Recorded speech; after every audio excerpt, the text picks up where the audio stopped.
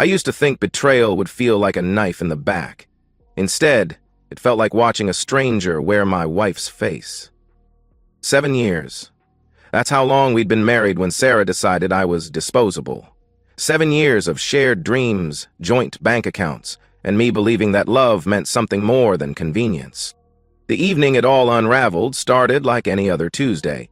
I pulled into our driveway at 6:47 p.m., same time I'd been coming home for 3 years since my promotion to senior network administrator. Nothing suggested that inside my wife was preparing to detonate our life together, but much like that, I found her in the kitchen, and that's when the alarm bells should have gone off. Sarah was dressed to kill, literally, as it turned out. She wore the black wrap dress I'd bought her for our 5th anniversary.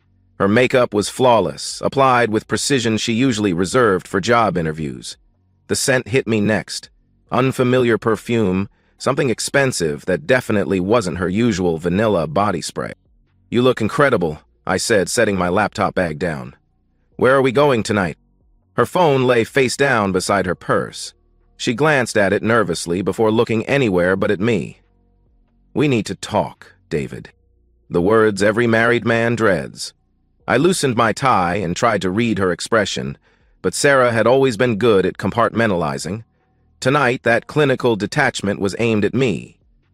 "What's wrong?" I asked, though part of me already knew I didn't want the answer. She straightened her shoulders and delivered the killing blow with the same tone she might use to discuss weekend plans. "I need you to leave. Tonight. Don't make this harder than it has to be." The words hung in the air between us. I stared at this woman I'd shared a bed with for 7 years, looking for some trace of the Sarah who used to laugh at my terrible jokes. This stranger offered no such comfort. "Leave?" I repeated, certain I'd misheard. "Sarah, what the hell are you talking about?" "I've been thinking about us, about our future." Her voice carried that practiced quality that told me this speech had been rehearsed. "We've grown apart, David. We want different things now. We discussed this last month when we talked about starting a family. You said—" "I know what I said." She cut me off with surgical precision. "People change." "I've changed." The rage started as a slow burn in my chest. Not explosive anger, but something colder and more calculating, because even as my heart was breaking, my mind was cataloging details. The expensive perfume, the formal dress, the way she kept checking her phone. "There's someone else?" I said. It wasn't a question. Sarah's composure cracked for just a moment, a flicker of something that might have been guilt. Then the mask slipped back into place. "That's not what this is about." "Nonsense." I took a step toward her and she actually flinched. "How long, Sarah?" "David, please. Let's handle this like adults." "Adults?" The word came out as bitter laughter. "Adults don't ambush their spouses and demand they leave their own home." Her eyes flashed with something ugly. "If you don't leave willingly, I'll call the police and tell them you're being threatening. How do you think that will look in divorce proceedings?" There it was. The nuclear option, delivered with casual cruelty. I stood there in my own kitchen and realized I was looking at a complete stranger. The Sarah I'd married would never have weaponized the legal system against me. I could have exploded. Could have shouted and demanded answers. Instead, something cold and analytical clicked into place. If Sarah wanted to play hardball, she'd just taught me the rules. "Fine," I said quietly. "I'll pack a bag." Relief flooded her features, quickly followed by something that looked like disappointment. Maybe she'd wanted the dramatic confrontation. I walked upstairs with steady steps, my mind already racing ahead to implications and strategies. In our bedroom, I packed a week's worth of clothes with mechanical efficiency, but before I left, I made one stop. The utility room in our basement housed the central hub for the home security system I'd installed 2 years ago. Sarah had complained about the cameras, said they made her feel like we were living in a fortress. I'd disabled them 6 months ago to keep the peace, but the hardware was still there, still functional. It took me less than 5 minutes to reactivate the system. Motion sensors, door contacts, and yes, the cameras I'd strategically placed to monitor entry points and common areas, all feeding to a cloud storage system that Sarah had never bothered to understand. When I emerged from the basement, Sarah was waiting by the front door with poorly concealed impatience. Her phone had buzzed twice while I was downstairs. "David, I want you to know this isn't easy for me," she said as I shouldered my duffel bag. I looked at her one last time. Really looked at her. The perfect makeup, the expensive dress, the designer perfume, all for someone else. "I'm sure it's not," I replied, and walked out of my own home. I sat in my car in the driveway for 27 minutes. Long enough to see the headlights that turned into our street at 7:43 p.m. Long enough to watch a silver BMW park where my car usually sat. Long enough to see him walk up to my front door like he owned the place. Through the kitchen window, I watched my wife embrace another man in the home we'd built together. Watched her offer him wine from the bottle we'd been saving for our anniversary. Watched her laugh with genuine delight, the kind I hadn't heard from her in months. That's when I understood. This wasn't a spontaneous affair. This was a planned replacement. I wasn't losing my wife to another man. I was being discarded for an upgrade she'd already selected. As I finally drove toward the Comfort Inn on Route 9, one thought crystallized with perfect clarity. Sarah had just made the biggest mistake of her life. She'd taught me that love was a battlefield. Now she was about to learn that I'd always been better at strategy than she was. 3 days into my exile at the Comfort Inn, I discovered that surveillance footage has a way of turning heartbreak into something far more dangerous: clarity. I'd barely slept since Tuesday night, surviving on gas station coffee and the kind of rage that burns clean and cold.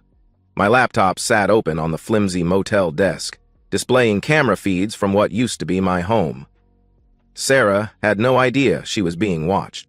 The footage told a story worse than I'd imagined. By Wednesday morning, the man from the BMW, Marcus, I'd learned from their conversations, had moved in completely. His clothes hung in my closet, his toiletries crowded my bathroom counter. He ate breakfast at my kitchen table while reading the newspaper I'd subscribed to for 5 years. But it was the audio that truly educated me about the scope of their betrayal. "God, I can't believe how easy that was." Sarah's voice came through my laptop speakers as I watched her pour coffee for Marcus on Wednesday morning. "I thought he'd put up more of a fight." Marcus laughed, loosening his tie. Even through the security camera, I could see he was handsome in that polished lawyer way. Expensive suit, perfect teeth, the kind of confidence that comes from never having doors closed in your face. "You said he was passive-aggressive. Sounds like he's just passive." David always takes the path of least resistance. It's what made him so easy to live with, and what made him so easy to leave. I paused the recording, staring at my wife's face on the screen. Easy to live with, 7 years of marriage reduced to a personality flaw that had outlived its usefulness. The conversation continued. "How long before the divorce is final?" Marcus asked. "My lawyer says 6 months if he doesn't contest it. Maybe less if I can prove emotional abuse." "Can you prove it?" he asked.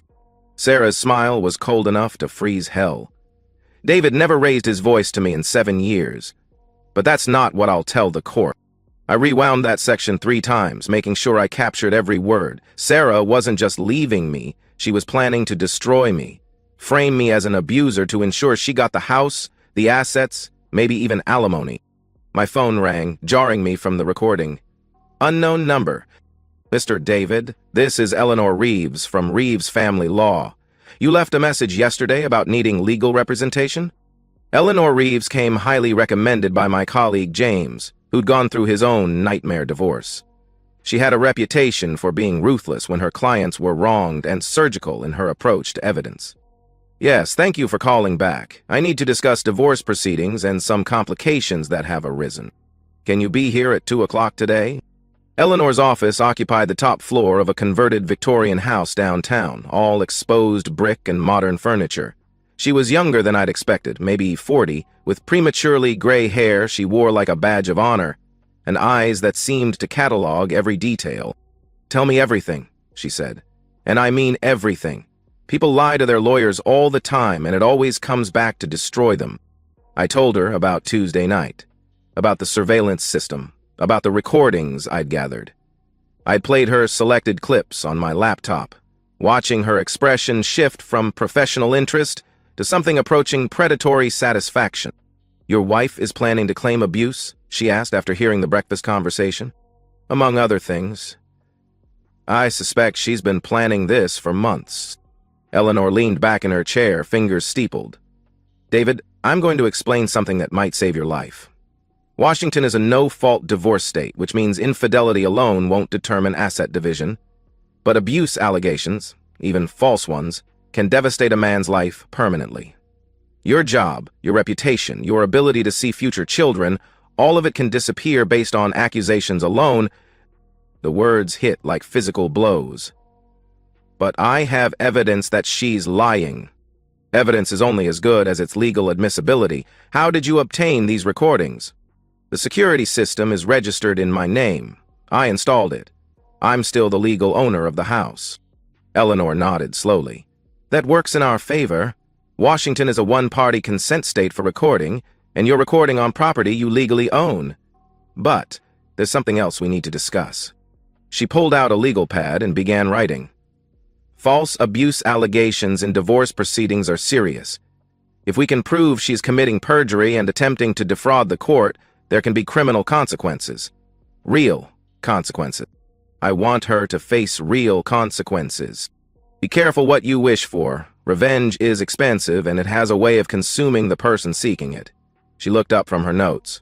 "That said, if someone tries to destroy you with lies, you have every right to defend yourself with truth."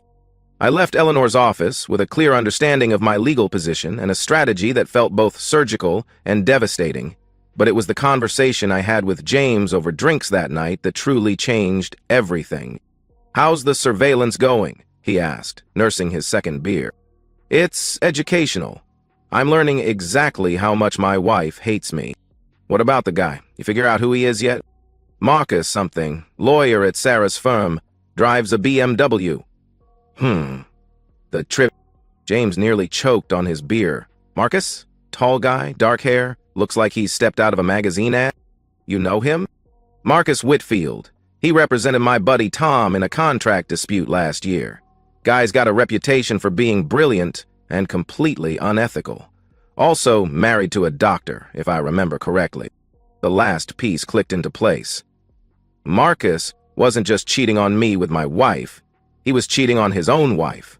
A wife who had no idea her husband was destroying two marriages simultaneously. That night, back in my motel room, I began constructing what would become phase 2 of my new life strategy. Sarah had taught me that marriage was just another business transaction. Marcus had taught me that lawyers think they're smarter than everyone else. They were both about to learn that IT professionals are very good at finding people's vulnerabilities. As I drifted off to sleep for the first time in days, I felt something I hadn't experienced since Tuesday night: anticipation. Sarah and Marcus thought they'd won. They had no idea the game was just beginning. And unlike them, I'd always been patient enough to play the long game. Finding Dr. Diana Whitfield required exactly the kind of methodical research that Sarah had always dismissed as David's computer obsession. 3 hours of cross-referencing social media profiles, professional listings, and public records gave me everything I needed. Her medical practice address, her schedule, even her preferred coffee shop. Dr. Diana Whitfield was a pediatric surgeon at Seattle Children's Hospital, the kind of person who saved lives before most people finished their morning coffee. Her LinkedIn profile showed a woman in her late 30s with intelligent eyes and effortless confidence. I found her Thursday morning at Grind Coffee, the small shop 3 blocks from the hospital where her online reviews indicated she stopped most mornings at 7:15 a.m. She sat alone at a corner table, reviewing what looked like patient files while sipping coffee. Even in scrubs and a white coat, she had an elegance that felt natural rather than constructed. "Dr. Whitfield?" I approached her table slowly, hands visible, posture non-threatening. "I'm David. I know this sounds strange, but I think we need to talk about our spouses." She looked up sharply, taking in my appearance with the kind of quick assessment that probably saved lives in surgery. I'd dressed carefully, business casual, clean-shaven. wedding ring still on my finger. I'm sorry, do I know you? Her voice carried a slight southern accent and the authority of someone accustomed to making life or death decisions. No, but I think you know my wife, Sarah. She works at Whitfield, Morrison and Associates. Deanna's expression shifted, becoming more guarded. I'm not sure what you're trying to... Your husband Marcus is having an affair with my wife. I said it quietly, matter-of-factly. I have proof. The words hit her like a physical blow. Her coffee cup trembled slightly as she set it down, and for a moment, the competent surgeon disappeared, replaced by a woman who just learned her world wasn't what she thought it was. That's not possible, she said, but her voice lacked conviction. I sat down across from her, moving slowly. Diana. May I call you Diana? I know how this sounds. 3 days ago, I would have said the same thing. But I have video evidence, recorded conversations, and a timeline that goes back at least 2 months. She stared at me with the intensity of someone trying to diagnose a complex case. Show me. I'd prepared for this moment, selecting the most damning but least intimate footage. My tablet displayed security camera footage of Marcus entering my house Tuesday night, and a timestamp showing Sarah's call to his phone 30 minutes earlier. Then audio of their Wednesday morning conversation about how easy it had been to get rid of me. Diana watched in complete silence, her surgeon's composure intact even as her personal world collapsed. When the recordings ended, she sat back and closed her eyes. I knew something was wrong, she said finally. The late nights, the new clothes, the way he started protecting his phone like classified information. She opened her eyes and looked directly at me. How long have you known? Since Tuesday night when she kicked me out so he could move in. Move in? Diana's voice cracked slightly. Marcus told me he was working on a big case that required late nights at the office. He hasn't been home in 3 days. The casual cruelty stunned even me. While I'd been processing my wife's betrayal in a motel room, Diana had been sleeping alone, believing her husband was working late. Diana, there's something else. I pulled up another file. My lawyer suggested I investigate Marcus's professional background. I think you should see this. The financial records I'd uncovered told a disturbing story. Marcus's billable hours didn't match his firm's client payments. Expensive purchases, including a $3,000 0-cent necklace I'd seen Sarah wearing, couldn't be explained by his salary alone. Jesus Christ, Diana whispered, scanning the documents. He's been skimming from client escrow accounts. I've been wondering how he could afford... She trailed off, pieces clicking into place. The weekend in Vancouver, he said, was a conference. The new watch. He bought your wife jewelry with stolen money. We sat in silence, two strangers bound together by betrayal and the realization that our spouses weren't just unfaithful. They were criminals. What do you want from me? Deanna asked finally. Nothing. Everything. I don't know. I closed the tablet and leaned forward. Diana, they think they're so much smarter than us. Sarah's planning to claim I abused her to get the house. Marcus is stealing money to buy her gifts. They're living in my home, sleeping in my bed, and laughing about how easy we were to fool. Something shifted in Diana's expression, the moment a surgeon decides which approach will save the patient's life. What kind of evidence would you need to destroy them? She asked. Legally or personally? Both. For the next hour, we planned like generals preparing for war. Diana had access to Marcus's financial records through their joint accounts. She could document the stolen money, trace the expenditures, and provide sworn testimony. I had surveillance footage, recorded conversations, and evidence of premeditated fraud. There's one more thing, Diana said as we prepared to leave. Marcus mentioned that Sarah's been consulting with divorce lawyers for months. He thought it was funny that you had no idea what was coming. The final piece clicked into place. This wasn't a spontaneous affair that had spiraled out of control. This was a calculated assassination of my marriage, planned and executed while Sarah kissed me goodbye each morning and asked about my day each evening. How long will you need to gather the financial evidence? I asked. Give me a week. I want to be thorough. Diana stood and extended her hand. David, I want you to know, I'm not doing this just for revenge. Marcus violated his professional ethics, stole from clients, and destroyed 2 marriages. He needs to face real consequences. As I shook her hand, I felt something I hadn't experienced since Tuesday night. Hope. Not for reconciliation or forgiveness, but for justice. Sarah and Marcus had made one critical error in their planning. They'd assumed their victims would remain victims. They'd never considered the possibility that the people they'd discarded might be more dangerous than the people they'd chosen. Walking back to my car, I felt the last vestiges of the old David, the trusting husband, the man who took people at face value, finally die. In his place stood someone harder, smarter, and infinitely more patient. Sarah wanted a war. She was about to get one. And unlike her, I'd actually done my reconnaissance. The morning I destroyed Sarah's life began at 6:47 a.m. on a Tuesday, exactly 1 week after she'd destroyed mine. I sat in my car across from the Whitfield Morrison and Associates building, watching early arriving lawyers stride through the lobby with their expensive briefcases and misplaced confidence. In 2 hours, their carefully ordered world would become chaos. My phone buzzed with a text from Diana. Financial documentation complete. State bar complaint filed. Ready when you are. Eleanor's sedan pulled up beside me at exactly 7:30 a.m. Through her passenger window, I could see the manila folders that would end Sarah's marriage, Marcus's career, and both their futures. Last chance to reconsider, Eleanor said, rolling down her window. Once we file these papers, there's no going back. They made their choice, I replied. Now they get to live with the consequences. At 8:15 a.m., Diana emerged from the building's elevator and walked calmly toward the reception desk. She wore a navy blue suit that suggested both professionalism and authority.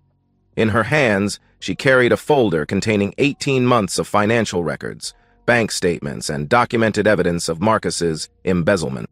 Through the lobby windows, I watched her speak to the receptionist, then to a security guard, then to a man in an expensive suit who I assumed was one of the senior partners. Diana's body language remained controlled, even as she delivered information that would destroy the firm's reputation.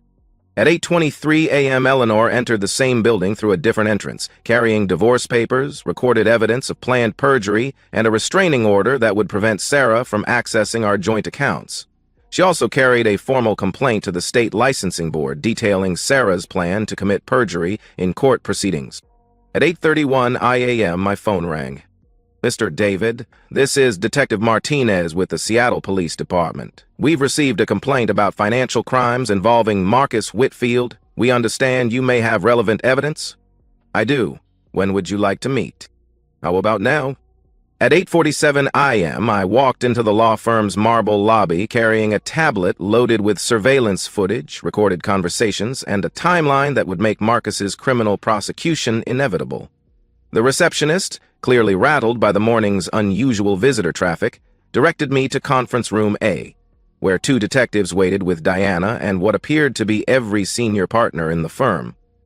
At 8:52 a.m., Marcus Whitfield stepped off the elevator with his usual swagger, checking his phone and adjusting his tie. He looked like a man who owned the world. He had no idea that his world had already ended. At 8:53 a.m., his life became before and after. The conversation in Conference Room A was brief and devastating. Marcus, faced with 18 months of documented theft, surveillance footage of his affair, and the testimony of his own wife, did what lawyers do when caught red-handed. He asked for his attorney. But it was too late for attorneys. The Seattle police don't negotiate with people who steal $127,000 0 cents from client escrow accounts.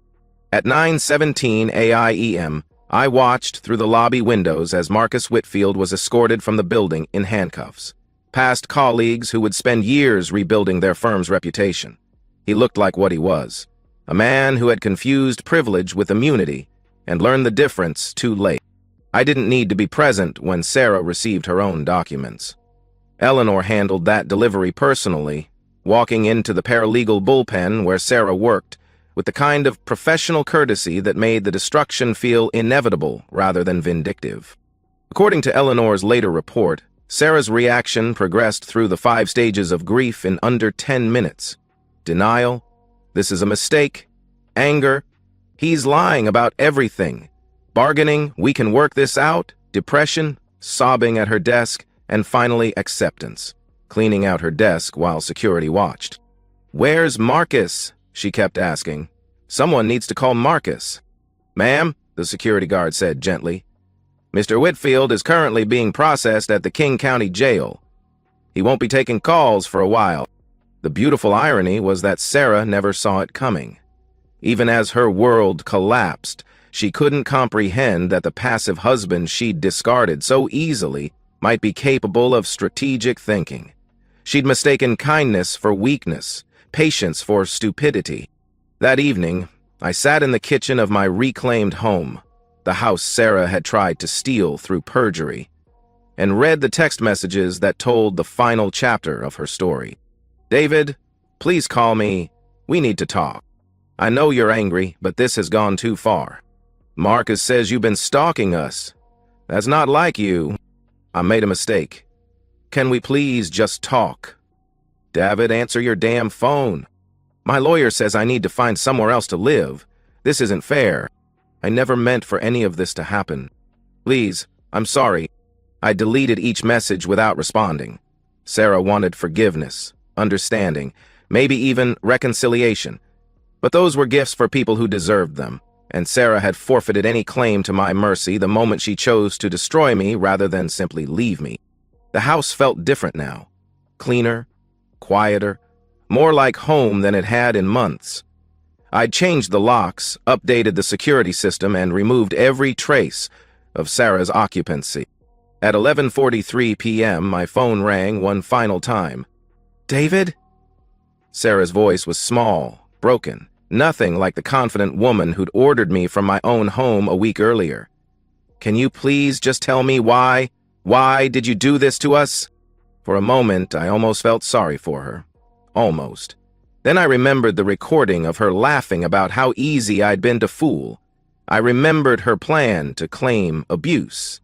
I remembered Marcus wearing my bathrobe while reading my newspaper. "Sarah," I said quietly, "you wanted me gone from the house. Now you'll have to leave it too." And I hung up.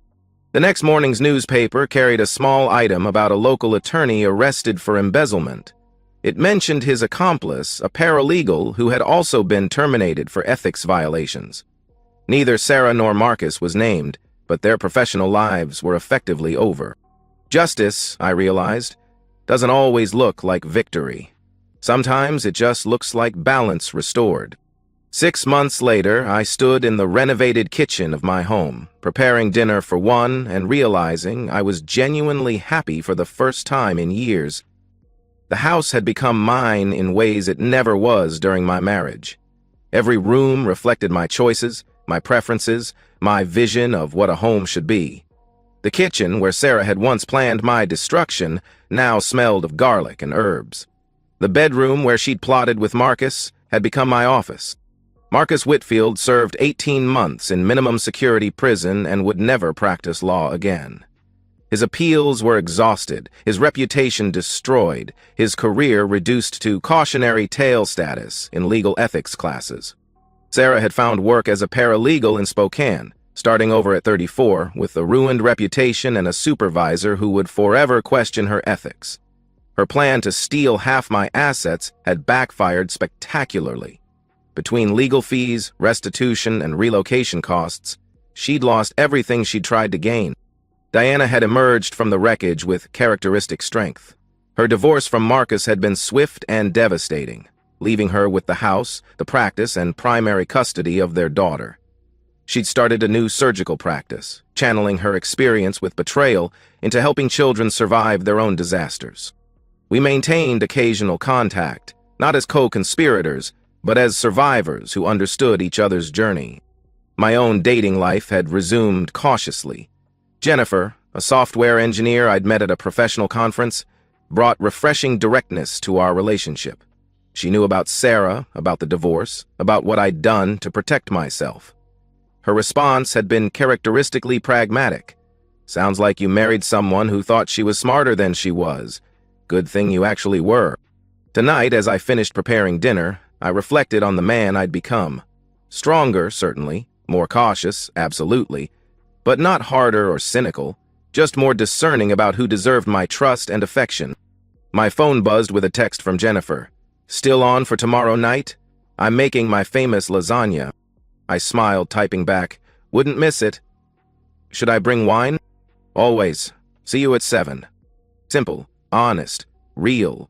The surveillance system I'd used to document Sarah's betrayal had been retired, the recordings deleted, the equipment repurposed. I no longer needed evidence of past crimes. I was too busy building a future worth protecting. Sarah texted occasionally, hollow apologies and requests for closure that I deleted without reading completely. She wanted forgiveness or acknowledgement that her punishment had been sufficient. But forgiveness wasn't mine to give, and her punishment hadn't been mine to assign. She'd simply experienced the natural consequences of her choices. I'd learned something valuable during those dark weeks in the motel. The opposite of love isn't hate, it's indifference. Hate requires investment, energy, continued emotional connection to the person who wronged you. Indifference means they no longer matter enough to inspire any emotion at all. Sarah had become irrelevant to my happiness, which made her irrelevant to my life.